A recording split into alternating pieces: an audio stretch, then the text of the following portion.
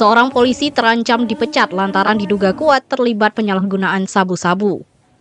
Anggota Polres Aceh Timur bernama Faisal berpangkat Aibda ditangkap bersama satu pelaku lainnya dalam sebuah penggerebekan di Langsa beberapa waktu lalu.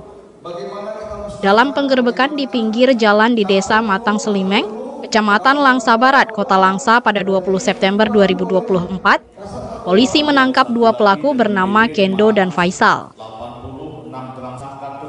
Petugas menggeledah sepeda motor yang ditumpangi pelaku. Saat digeledah di dalam jok sepeda motor pelaku ditemukan satu paket besar sabu seberat 555,80 gram. Dari pemeriksaan, Aibda Faisal merupakan anggota polisi di Polres Aceh Timur. Namun pada kesempatan ini Polres Langsa memusnahkan 1,5 kg lebih sabu-sabu yang disita dari 4 pelaku. Salah satunya merupakan anggota polisi yang bertugas di Polres Aceh Timur. Pemusnahan sabu-sabu berlangsung di Aula Adi Pradana Mapolres Kota Langsa pada Kamis siang. Pemusnahan barang bukti sabu-sabu turut dihadiri sejumlah tokoh agama, tokoh pemuda, dan unsur Forkopimda serta mahasiswa. Polisi mana dia, Pak? Tugas di mana, Pak? Intinya masih oknum Polri lah.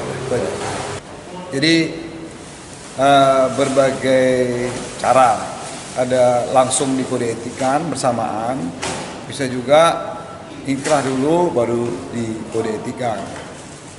Dan saya yakin itu dipecat. Di PTDH, Pak ya?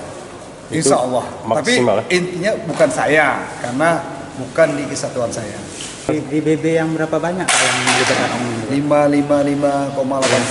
555,80 555,80 gram. Oke, Pak.